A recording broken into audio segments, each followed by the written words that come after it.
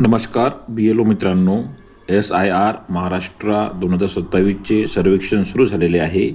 या कार्यक्रमाअंतर्गत आपल्याला कोणते काम करायचे आहे याविषयीची माहिती आपण आजच्या व्हिडिओमध्ये पाहणार आहोत. तर ते पाहूया. SIRच्या पहिल्या टप्प्यात म्हणजे प्री SIRमध्ये आपण 2024च्या मतदार यादीत असलेले मतदार यांना 2002च्या मतदार यादीत त्यांचे नाव असेल तर अशा मतदारांना आपण मॅप केलेले आहेत. तसेच काही इतरही मतदारांच्या कुटुंबातील नातेवाईकानुसार आपण त्यांना मॅप केलेले आहे.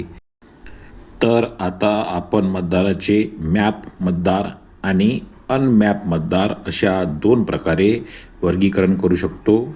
ज्यांना आपण प्री SIRमध्ये मॅप केले आहे त्यांना मॅप मतदार म्हणायचं आणि ज्यांना आपण प्री SIRमध्ये मॅप केले नाहीत अशा मतदारांना अनमॅप मतदार म्हणायचं.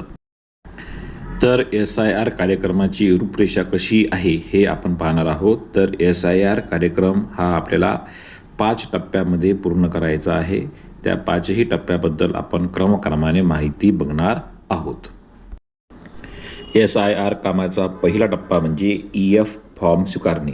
तालुक्याच्या ERO कार्यालयाकडून आपल्याला प्रत्येक मतदाराचे EF फॉर्म मिळणार आहे. ते आपण तालुक्यात जाऊन घ्यावे आणि EF फॉर्म स्वीकारताना आपण पुढील काळजी घेणे आवश्यक आहे. ती म्हणजे प्रत्येक मतदारांचे आपल्याला 2 प्रतीत EF फॉर्म मिळणार आहे.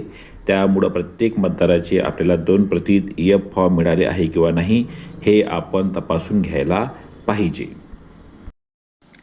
प्राप्त झालेल्या EF फॉर्मचे आपल्याला 3 बंचमध्ये विभाजन करायचे आहे. पहिला बंच म्हणजे ज्या मतदारांचे यशस्वी मॅपिंग झालेले आहे तो पहिला बंच.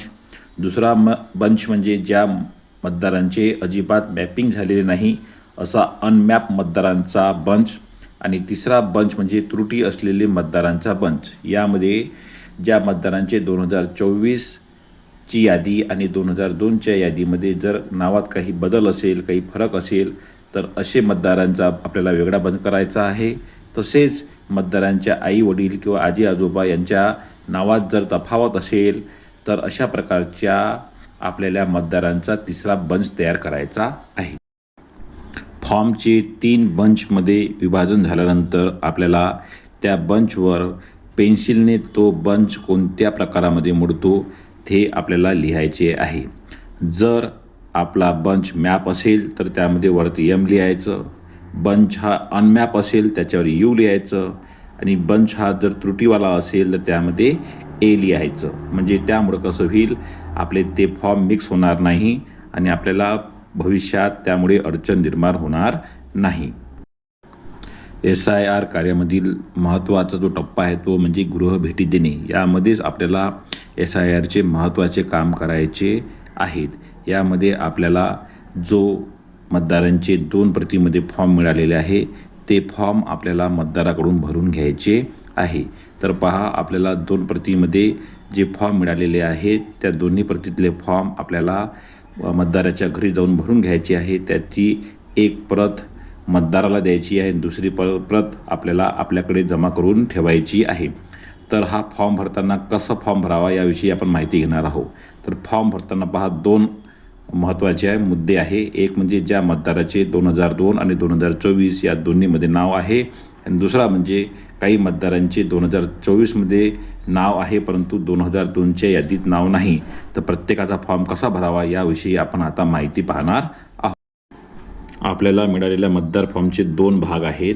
यामधील जो डावीकडील भाग आहे यामध्ये आपल्याला 2002 आणि 2024मध्ये दोघांमध्ये ज्या मतदारांची नावे असतील त्यांची माहिती भरायची आहे आणि उजवीकडील फॉर्ममध्ये ज्या मतदारांचे फक्त 2024च्या मतदार यादीत नाव आहे अशा मतदारांची आपल्याला त्यामध्ये माहिती भरायची आहे.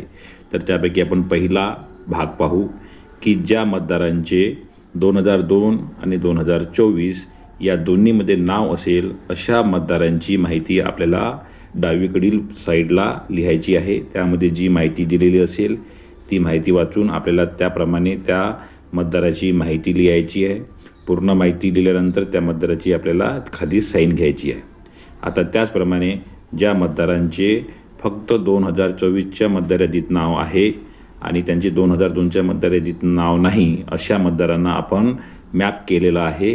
तर अशा मतदाराच्या संदर्भात आपल्याला त्यांची माहिती फॉर्मच्या डावीकडील साईडमध्ये भरायची आहे.